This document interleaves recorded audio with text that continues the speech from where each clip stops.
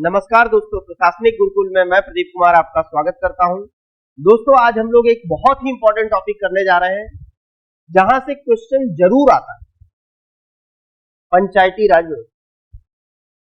मैंने अपनी पूरी तैयारी और सिलेक्शन के दौरान अगर किसी टॉपिक से सबसे ज्यादा क्वेश्चन देखा है तो पंचायती राज व्यवस्था से ही देखा है, चाहे केंद्र, चाहे आप लोक सेवा आयोग देने जाए, चाहे उत्तर प्रदेश, क्योंकि वास्तव में जो एक प्रशासनिक अधिकारी है उसे काम ग्राम लेवल पे ही करना है, डिस्ट्रिक्ट लेवल पे ही करना है, ब्लॉक लेवल पर ही करना है। तो ये पंचायती राज व्यवस्था विकेंद्रीकरण का एक माध्यम है और शासन और देश तभी ज्यादा कुशल और विकसित होगा जब पंचायती राज व्यवस्था सशक्त हो। और हमने उत्तर प्रदेश की राज व्यवस्था की, ये जो उत्तर प्रदेश की स्पेशल क्लासें हो रही हैं, इसमें राज व्यवस्था के लगभग सभी टॉपिक कर लिया। विधानसभा, विधान परिषद, राज्यपाल, मुख्यमंत्री, वित्त आयोग, राज्य वित्त आयोग, फिर हमने महिला आयोग भी कर लिया, ओबीसी कमीशन भी कर लिया, लगभग सारे टॉपिक कर लिए। आज हम लोग जो एक इंपॉर्टेंट टॉपिक करने जा रहे हैं, उत्तर प्रदेश पंचायती राज व्यवस्था। उत्तर प्रदेश पंचायती राज व्यवस्था, पहले तो यह समझना पड़ेगा कि पंचायतें होती क्या है। पंचायतों की व्यवस्था कोई नई व्यवस्था नहीं है। हमारे यहाँ पे आपने सुना होगा, बुद्ध के समय, जब महात्मा बुद्ध का समय था, तब भी उत्तर प्रदेश में कई गणतंत्र काम कर रहे थे, रिपब्लिक काम कर रहे थे। शासन में विकेंद्रीकरण, पंचायतें उस समय भी कार्यरत थी, उनका नेचर अलग। चोल एडमिनिस्ट्रेशन था एक, उसका ग्राम सुशासन बहुत, वो भी आपने देखा होगा, पढ़ा भी होगा। आज उसी क्रम में आज हम धीरे धीरे विकसित होते होते आज हमने क्या किया, पंचायतों को जो संवैधानिक दर्जा दे दिया। अब हमारे यहाँ पंचायतें संविधान में मेंशन है और पंचायतों का चुनाव कराना संवैधानिक जिम्मेदारी भी है। तो पंचायती राज व्यवस्था होती क्या है? ये होता है विकेंद्रीकरण से संबंधित। विकेंद्रीकरण का सीधा मतलब है, केंद्रीकरण का मतलब होता है कि सारा शासन केंद्र के पास चला जाए, किसी एक बॉडी के पास चला जाए, सारा शासन राज्य के पास चला जाए। नहीं, विकेंद्रीकरण का मतलब है नीचे से शासन, जनता की भागीदारी बढ़े, ग्रास रूट लेवल से जनता उसमें भागीदार हो। इसीलिए पंचायती राज व्यवस्था को लाया गया। इसका मतलब विकेंद्रीकरण। और यहां शासन कहां से शुरू होता है? पंचायत में ग्राम स्वशासन है, ग्राम स्वशासन। और ग्राम स्वशासन की सबसे बड़ी पैरवी कौन करता है, इसके बारे में सबसे ज्यादा किसने जोर दिया है? वो भारत के राष्ट्रपिता महात्मा गांधी थे। महात्मा गांधी स्वराज्य की बात करते थे, ग्राम स्वशासन की बात करते थे, तो उनके सेंटर में यही पंचायतें हुआ करती। और इसीलिए आर्टिकल 40 ग्राम पंचायतों के गठन की बात करता है। आर्टिकल 40 जो है डीपीएस है, राज्य को निर्देश देता है कि ग्राम पंचायतों को सशक्त किया जाए, विकेंद्रीकरण को लागू किया जाए। तो ये इसका कुछ कॉन्सेप्ट हुआ। इसका मतलब पंचायतें कहां काम करती हैं? गांव के स्तर पर काम करती हैं। इसका मतलब है कि पंचायतें ग्राम संसद है। ये क्या है? गांव की संसद है। जैसे देश की संसद होती है, वैसे गांव की संसद है, जहां पे निर्णय लिए जाते हैं। ग्राम सभा, ग्राम पंचायत के विकास के लिए निर्णय लिए जाते हैं, बजट होता है, इसके लिए इलेक्शन होता है। आइए उन सब चीजों को हम लोग देखेंगे। उसको देखने से पहले पंचायती राज व्यवस्था का थोड़ा यूपी के बारे में हम कुछ चीजें देख लें, इसका हिस्टोरिकल बैकग्राउंड क्या था और केंद्र में कैसे क्या चला। क्योंकि मेरी बार बार कोशिश यही है कि थोड़ा सा मैं आपको इंटीग्रेटेड वे से ले और विषय वस्तु को सरलतम तरीके से आपको प्रस्तुत करूं, ये भी मेरी कोशिश है। चलिए आइए देखते। तो उत्तर प्रदेश पंचायती राज व्यवस्था, उत्तर प्रदेश में आया था पंचायती यूपी पंचायती राज अधिनियम, पंचायती राज अधिनियम 1947। उत्तर प्रदेश पंचायती, उस समय उसका नाम उत्तर प्रदेश नहीं था, उस समय उसका नाम था संयुक्त प्रांत। तो इस अधिनियम का नाम क्या था? संयुक्त प्रांत पंचायती राज अधिनियम 1947। पिछली क्लास में बताया हूं संयुक्त प्रांत का नाम उत्तर प्रदेश कब होता है? 24 जनवरी 1950। तो संयुक्त प्रांत पंचायती राज अधिनियम 1947 के तहत पंचायतों के स्थापना की बात की गई। एक अधिनियम पारित किया गया संयुक्त प्रांत की विधानसभा में। उसके बाद 1949 15 अगस्त 1949 उत्तर प्रदेश में पंचायती राज व्यवस्था शुरू हो गई। पंचायती राज व्यवस्था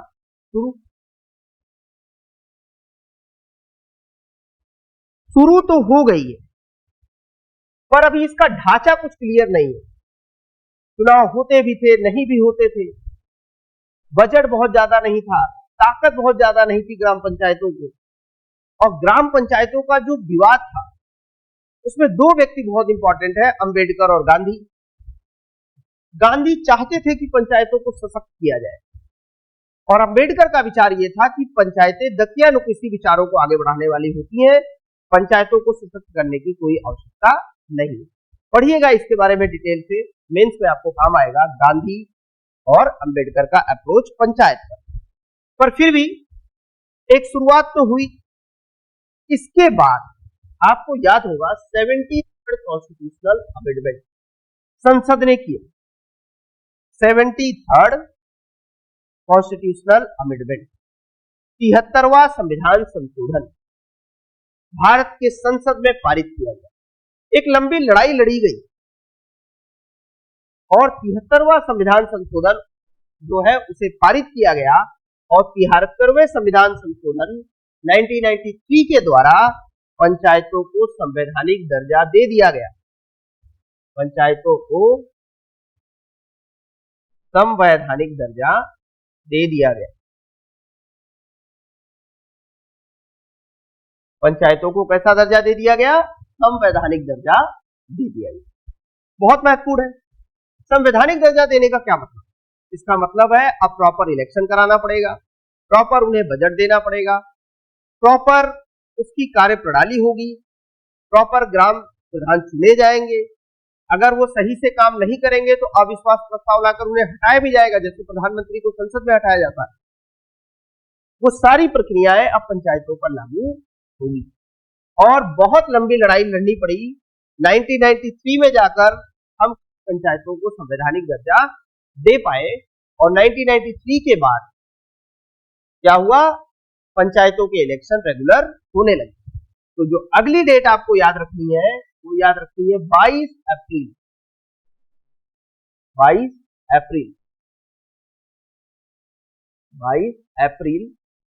1994। ये डेट याद रखिए, 22 अप्रैल 1994। 22 अप्रैल 1994 को क्या किया गया? उत्तर प्रदेश में पंचायतों को सशक्त करने के लिए निर्णय लिया गया और 23 अप्रैल, इसका मतलब पंचायत यहां पर आ गई, उसे भी संवैधानिक दर्जा दे दिया गया। यूपी में भी उस अधिनियम को पारित कर दिया गया, जो संसद में पारित हुआ, यूपी में भी उसकी मान्यता दे दी गई। 23 अप्रैल 1994, 23 अप्रैल 1994, 23 अप्रैल 1994 इलेक्शन कमीशन बना दिया गया, state election commission.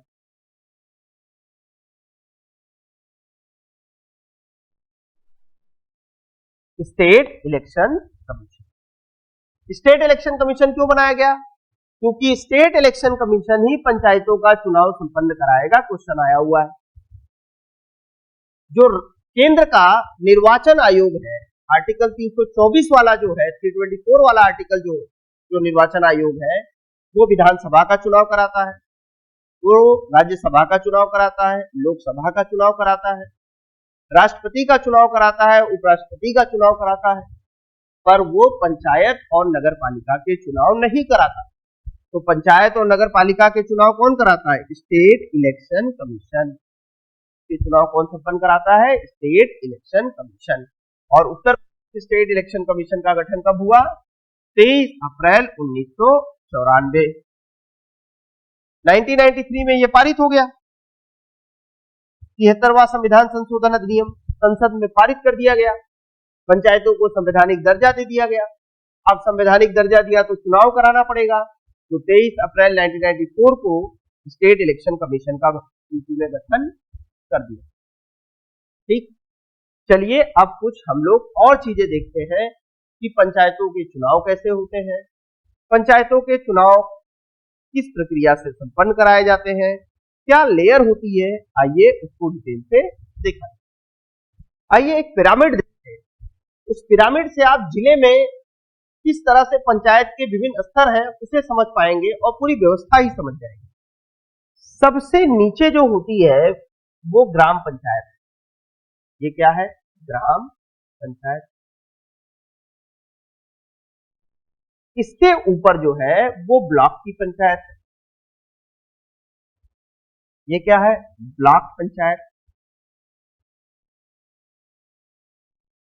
Block panchayat. इसके ऊपर जो है ये है जिला पंचायत। जिला पंचायत। इंग्लिश नाम भी इसका सेम है। जो इस पिरामिड में जो सबसे नीचे है, जो सबसे ज्यादा संख्या में होगी वो ग्राम पंचायतें होंगी। तो सबसे ज्यादा ग्राम पंचायत है, फिर ब्लॉक पंचायत है, फिर जिला पंचायत है। ये एक जिले का स्ट्रक्चर है, समझिए, ये एक जिले का स्ट्रक्चर है। सबसे नीचे है ग्राम पंचायत। अब आइए हम लोग कुछ और चीज समझते हैं। ये तो राजनीतिक संरचना है ना। जैसे ब्लॉक पंचायत पे आपने देखा होगा, आप गांव जाते होंगे, ब्लॉक प्रमुख दिखते होंगे। तो ब्लॉक प्रमुख किसका रिप्रेजेंटेशन करते हैं? ब्लॉक पंचायत का। ग्राम पंचायत में आप गांव जाते होंगे, आपको ग्राम प्रधान दिखता होगा, वो ग्राम पंचायत से संबंधित होते हैं। जिला पंचायत अर्थात जब आप जिले में जाते होंगे तो वहां जिला अध्यक्ष दिखता होगा आपको, लाल बत्ती की गाड़ी भी मिल जाती है, बहुत भौकाल भी होता है, ब्लॉक प्रमुख का भी बहुत भौकाल होता है। तो कहीं ना कहीं ये राजनीतिक स्ट्रक्चर है। और ये किसकी बात हो रही है? जिले की बात हो रही है।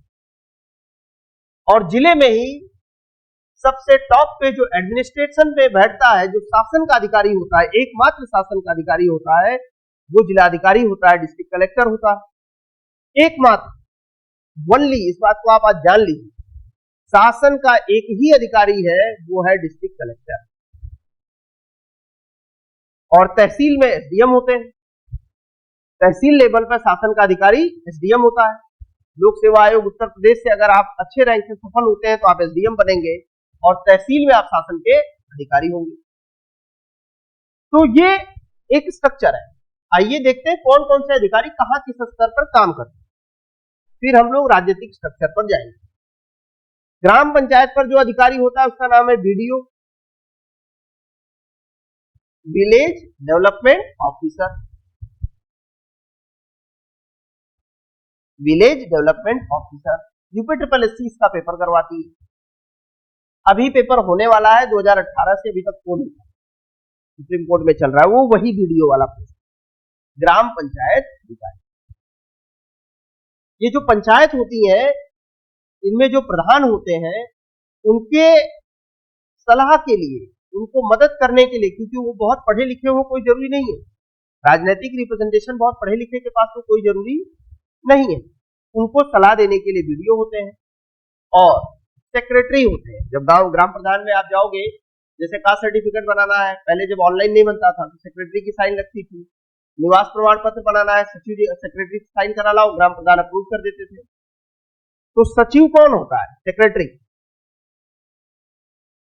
वो ग्राम प्रधान की सहायता करने के लिए, ये समझ लो, गांव स्तर का एक अधिकारी है जो ग्राम प्रधान की सहायता करता है। जैसे मुख्यमंत्री की सहायता करने के लिए मुख्य सचिव होते हैं सलाह देने के लिए, वैसे ही ग्राम प्रधान को सलाह देने के लिए सचिव होते हैं और एक अधिकारी होता है विलेज डेवलपमेंट ऑफिसर।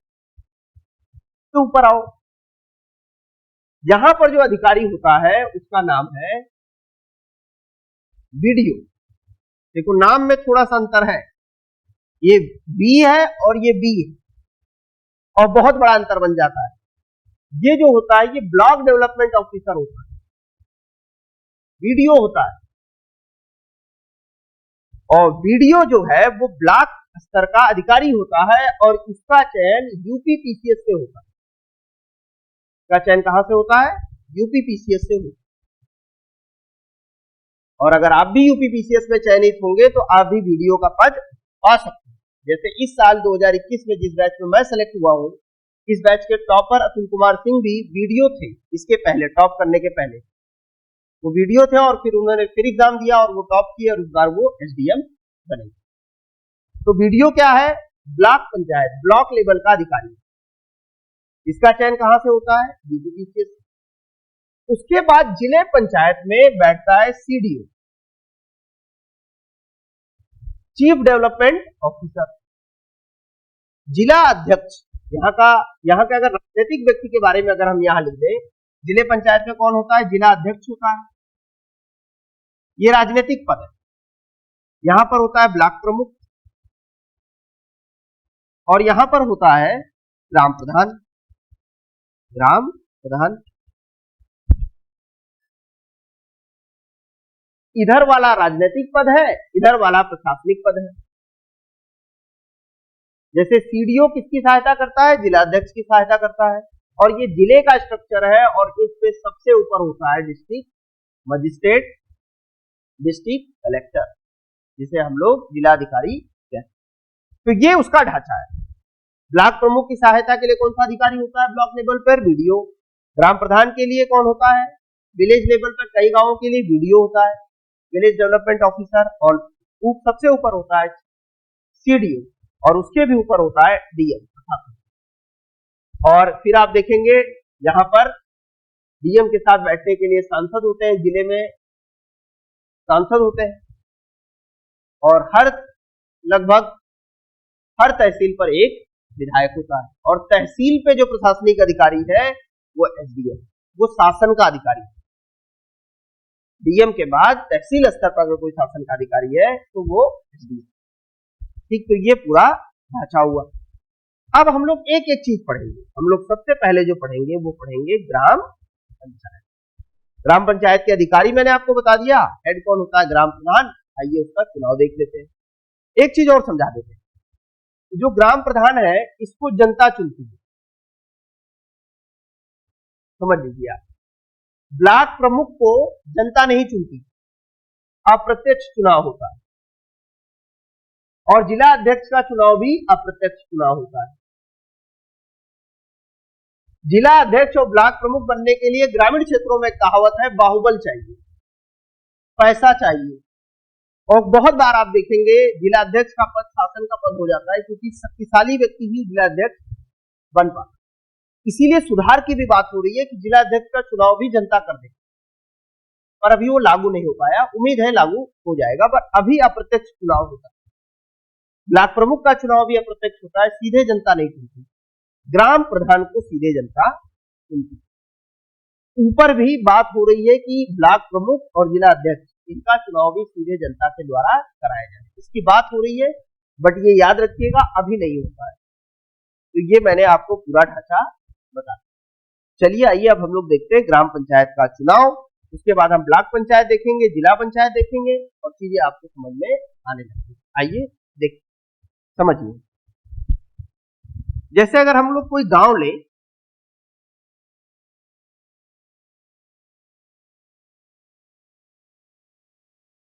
अन्यथा कोई जरूरी नहीं है 1000 की आबादी पर, थोड़ा कम ज्यादा हो सकता है। 1000 की आबादी पर एक ग्राम प्रधान होता है, ग्राम पंचायत होती है।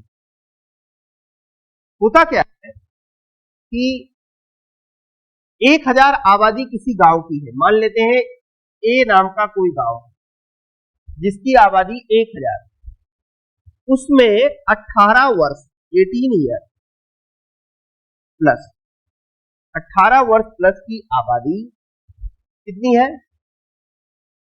मान लेते हैं 600 लोग। 600 लोग 18 प्लस के हैं और इनका वोटिंग लिस्ट में नाम है। वोटिंग लिस्ट में इनका नाम है, निर्वाचन वाली जो लिस्ट आती है उसमें इनका नाम है। और एक गांव से कोई ग्राम प्रधान का इलेक्शन लड़ रहा है। जैसे मान लीजिए बी और सी नामक दो व्यक्ति इलेक्शन लड़ रहे हैं। ग्राम प्रधान बनने के लिए बी और सी नामक दो व्यक्ति इलेक्शन लड़ रहे हैं और ए नाम का कोई गांव। अब होगा क्या, 18 प्लस जिनकी भी आयु होगी और वोटिंग लिस्ट में नाम होगा, वो अपने कैंडिडेट बी या सी को वोट करेंगे। जिसको ज्यादा वोट मिलेगा वो प्रधान बन जाएगा। अब मान लीजिए बी प्रधान बन गया, बी को ज्यादा वोट मिले, बी प्रधान बन गया। तो वोट कौन कर रहा है, जिसका वोटिंग लिस्ट में नाम होगा। 1000 की आबादी 1000 लोग वोट नहीं कर रहे हैं, बच्चे भी वोट थोड़ी करेंगे। 18 साल से ज्यादा आयु होगी तब आप वोट करेंगे। तो 600 लोगों ने वोट किया, जिसमें बी को 400 वोट मिल गए मान लीजिए, तो बी जीत गया, बी ग्राम प्रधान हो गया। पर एक शर्त है, ग्राम प्रधान बनने के लिए बी की आयु 21 वर्ष से ज्यादा होनी चाहिए। तो ये भी क्लियर हो गया। कोई व्यक्ति ग्राम प्रधान कब बन पाएगा, जब उसकी आयु 21 वर्ष होगी। आयु वाला एक चीज और बता देता हूं, ग्राम प्रधान बनने के लिए 21 वर्ष, विधायक और सांसद बनने के लिए 25 वर्ष, विधायक और सांसद बनने के लिए 25 वर्ष। कंफ्यूज मत होइएगा, सीएम और पीएम बनने के लिए भी आयु कितनी वर्ष है। कोई 25 वर्ष की आयु अगर पूरा कर ले तो वो मुख्यमंत्री और प्रधानमंत्री भी बन सकता है, बशर्ते उसे समर्थन मिले। विधायक, सांसद, उसके बाद राष्ट्रपति, राज्यपाल वरिष्ठ होते हैं थोड़े, इसलिए इनकी आयु कितनी रख दी, 35 वर्ष। तो आयु वाला क्वेश्चन भी आता है, तो एक जगह मैंने ये सारी चीजें आपको बता दी। हमने क्या सीखा यहाँ पर कि 21 वर्ष का कोई व्यक्ति ग्राम प्रधान का चुनाव लड़ सकता है। उसे जो वोट करेंगे वो ग्राम सभा में वो लोग वोट करेंगे जिनका वोटिंग लिस्ट में नाम होगा, जिनकी आयु 18 वर्ष से ऊपर होगी। अब चुनाव हो गया और भी इलेक्शन जीत गया। अब अगर आप ग्राम प्रधान बन गए तो आपका कार्यकाल कितना होगा, समझिए। बी नाम का कोई व्यक्ति ग्राम प्रधान बना, उसका कार्यकाल होगा 5। पर जरूरी नहीं है कि वो 5 वर्ष रहे। अगर ग्राम सभा क्या होती है, जो सबसे ग्राम पंचायत की सशक्त बॉडी होती है, जो सारे बड़े निर्णय लेती है, बजट से संबंधित या अन्य कोई निर्णय है वो ग्राम सभा लेती है। और ग्राम सभा किससे बनती है, जनता द्वारा चुने गए प्रतिनिधियों। जैसे जब आप ग्राम प्रधान का चुनाव देखोगे तो ग्राम प्रधान चुने जाते हैं, उन्हीं के साथ बीडीसी का भी वोट पड़ता है, वो ग्राम सभा के निर्वाचित सदस्य होते हैं। अगर उपस्थित और मतदान करने वाले 2/3 लोग कोई प्रस्ताव पारित कर दे और प्रधान को हटाना चाहे, और मान लीजिए 2 साल प्रधान ने काम किया और प्रधान के विरुद्ध अविश्वास प्रस्ताव ला दिया गया,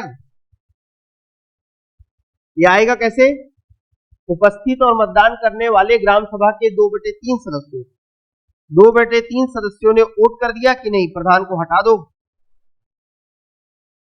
और पर हटाने के लिए आपको 15 दिन बिफोर का नोटिस भी देना पड़ेगा कि भाई आपके विरुद्ध हम अविश्वास प्रस्ताव लाने जा रहे हैं, आप अपनी सेटिंग वोटिंग कर दीजिए। और अगर वो पास हो जाता है, 2/3 सदस्य कह देते हैं ग्राम सभा, ये किसके सदस्य होंगे, ग्राम सभा। ये किसके सदस्य होंगे, ग्राम सभा।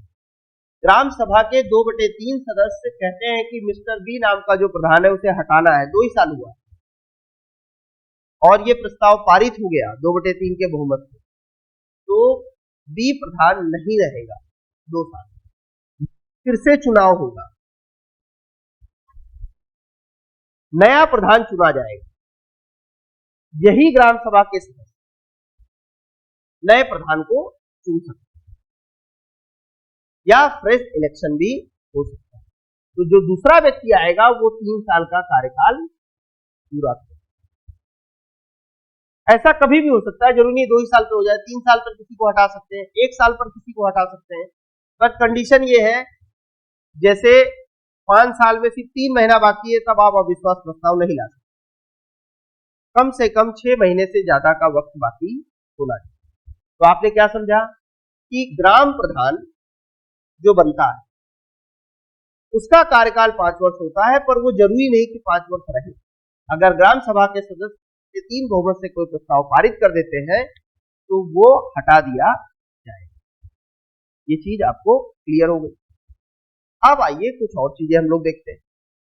हम लोग देखते हैं कि जैसे अब ग्राम प्रधान बन गया तो उसे बजट कैसे मिलेगा, आइए उसको देखते हैं। पहली बात तो किस अनुसूची के तहत है, ये भी रट लीजिए, 11वीं अनुसूची भाग 9।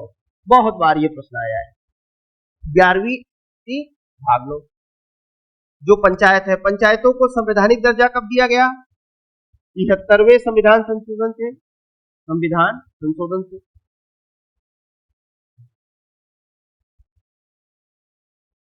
इनके चुनाव कराने के लिए election commission, state election commission कब बना? 23 अप्रैल 1994। State election commission, state election commission, state election commission panchayat का चुनाव कराता है। 23 अप्रैल 1994 के इसको गठन हो गया। 11वीं अनुसूची में कुल 29 विषय हैं। 11वीं अनुसूची में कुल कितने विषय हैं? 29 विषय हैं। और यूपी की पंचायत उसमें से 16 विषय को कवर करती है, 16 सब्जेक्ट को कवर करती है।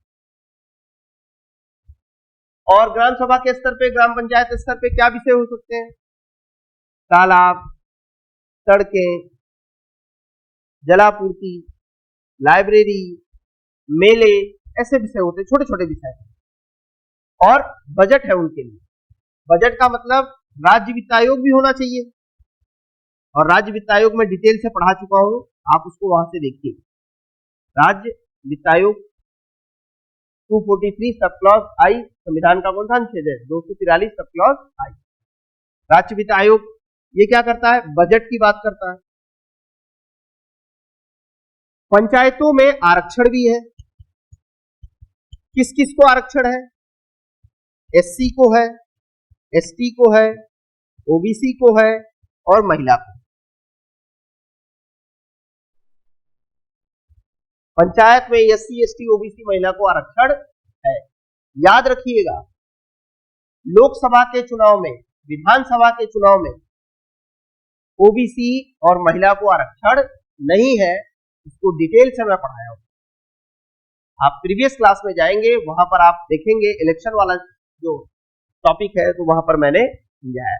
पर पंचायतों में ओबीसी और महिला को भी आरक्षण दिया था। इसका मतलब प्रधान ओबीसी और महिला एससी एसटी का भी बनेगा। राज्य वित्त आयोग बजट की व्यवस्था करेगा। और पंचायतों के लिए नियमावली कौन बनाएगा? ये भी क्वेश्चन आता है। नियमावली वो राज्य विधानसभा बनाएगी,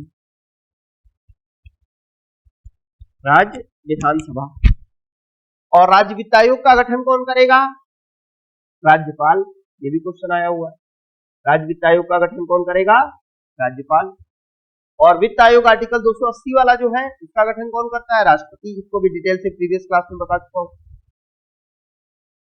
इसके बाद ग्राम प्रधान का जो चुनाव होगा उसका कार्यकाल कितना वर्ष होगा?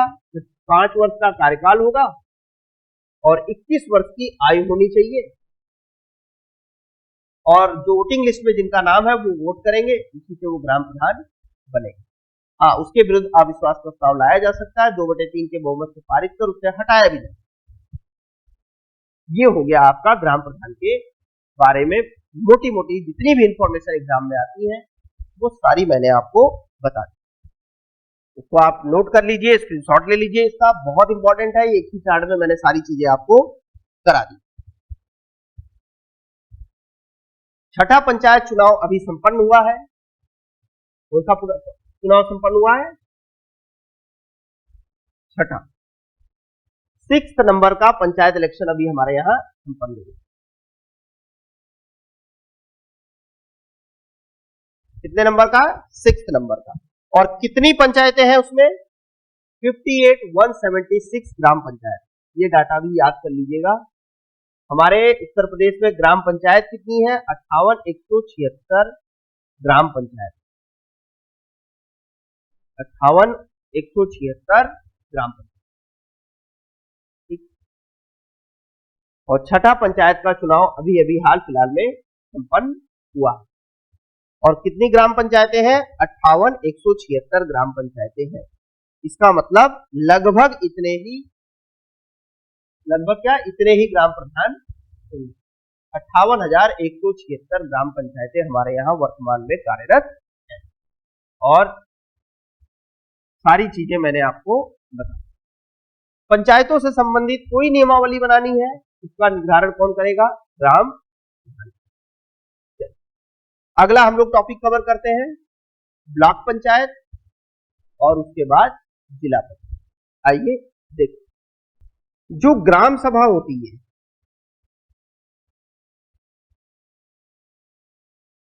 ग्राम सभा में एक होता है प्रधान और उसके बाद होते हैं बीडीसी। आप कभी जब गांव जाएंगे और आप ये चुनाव देखेंगे तो प्रधान भी चुने जाते हैं और बीडीसी भी यूपी में चुने जाते हैं।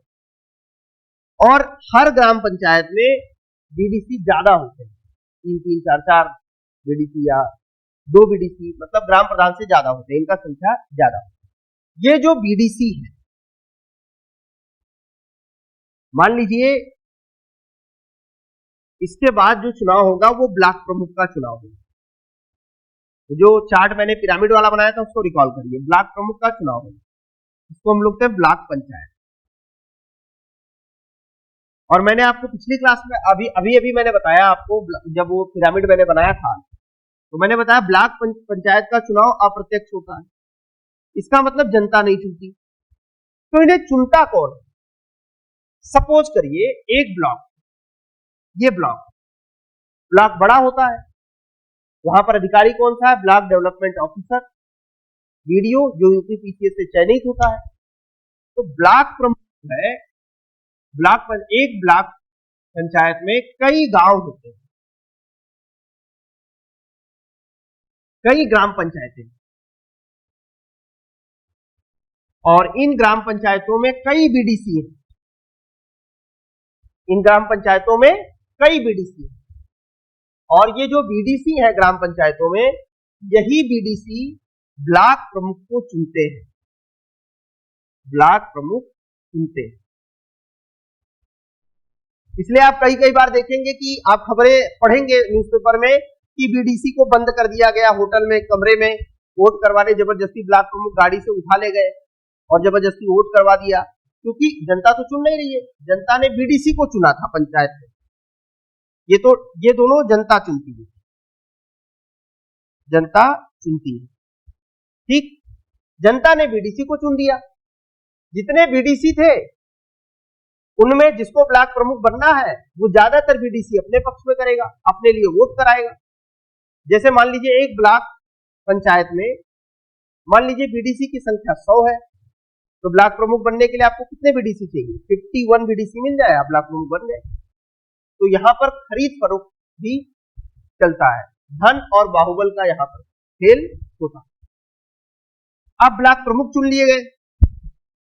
अब अगला होता है जिले स्तर पर जिला अध्यक्ष चुनना है।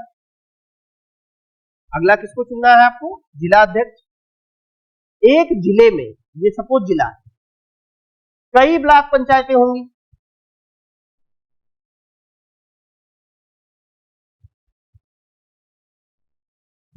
कई ब्लॉक पंचायत होगी और इसका मतलब है कई ब्लॉक प्रमुख भी होंगे।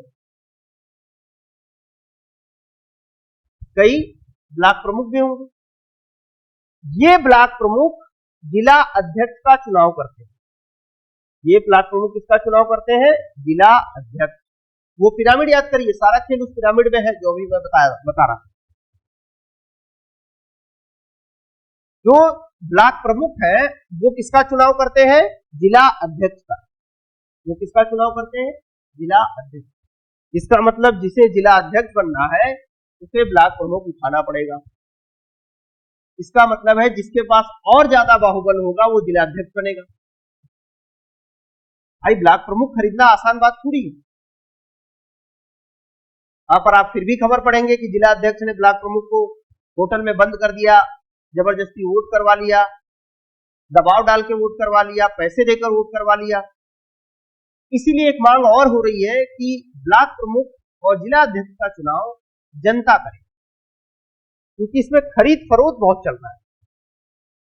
तो यहां पर जिला अध्यक्ष को चुनिए, ये पूरी प्रक्रिया है। अब समझ, तो यहां पर फिर वही ढांचा बनाते हैं। प्रधान पे सलाह देने के लिए कौन होता है? Video, village development officer. Block प्रमुख के सलाह देने के लिए कौन होता है? वीडीओ, यूपीपीसीएस से होता है। और जिला अध्यक्ष को सलाह देने के लिए कौन होता है? CDO, ISO. सीडीओ भी क्या होता है? आईएसओ। तो ये पूरा ढांचा है। ग्राम प्रधान जो होता है वो सीधे चुना जाता है, बीडीसी सीधे चुने जाते हैं। जितने बीडीसी हैं वो वोट करते हैं ब्लॉक प्रमुख को। का मतलब ब्लॉक प्रमुख बनना है तो बीडीसी खरीदना पड़ेगा, या बीडीसी को किसी भी तरह अपने फेवर में करना पड़ेगा। जो भी तरीका आप यूज करें, काम दाम दंड भेद सब चलता है। तो आपने बीडीसी को अपने पक्ष में किया, ब्लॉक प्रमुख आप बन गए। अब अगर आपको जिला अध्यक्ष बनना है तो ब्लॉक प्रमुख को वोट करना है, तो ब्लॉक प्रमुख को आप अपने पक्ष में करेंगे। ज्यादा ब्लॉक प्रमुख आपके पक्ष में होंगे तो आप जिला अध्यक्ष बन जाएंगे। और जिला अध्यक्ष जिले की बहुत पावरफुल पोस्ट होती है, जो जिले के विकास परिषद होती है, जो डीएम के साथ कार्य करती है। तो उसमें सांसद, जिला अध्यक्ष और डिस्ट्रिक्ट मजिस्ट्रेट प्रमुख लोग होते हैं। तो समझ सकते हैं जिला अध्यक्ष कितना पावरफुल पोस्ट। जिले की सबसे बड़ी पंचायत का अध्यक्ष यही होता है। जिले की सबसे बड़ी पंचायत का अध्यक्ष जिला अध्यक्ष होता है। और जिले की सबसे छोटी यूनिट ग्राम सभा, ग्राम पंचायत का हेड कौन होता है? ग्राम प्रधान होता है। ये पूरी कहानी मैंने आपको समझाई है, बहुत ही सरल और बहुत ही पिक्टोरियल फॉर्म में चीजों को समझाने का मैंने प्रयास किया। यहां से क्वेश्चन बहुत आते हैं बच्चों, और सबसे बड़ी बात है यहाँ पे कंफ्यूजन भी बहुत ज्यादा है। ये जो आगे की लेयर है ये स्टूडेंट्स को समझ में नहीं आती, एक लंबे दौर तक इन चीजों को समझने में दिक्कत होती है। उस समस्या का भी समाधान करने का प्रयास किया गया।